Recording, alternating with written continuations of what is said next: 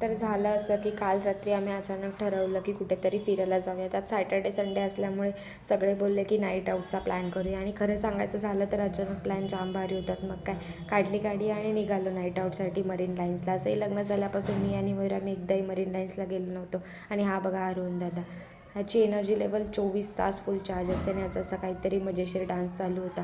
मग ह्याचा डान्स आणि गप्पा गोष्टी एन्जॉय करत आम्ही मुंबईला पोचलो. रात्रीचं मुंबईचं सौंदर्य म्हणजे काहीतरी वेगळंच. त्यात बिल्डिंग रात्री खूप सुंदर दिसत होत्या लाईट्समुळे आणि आम्ही लेट निघाल्यामुळे आम्हाला ट्रॅफिकसुद्धा लागलं नव्हतं.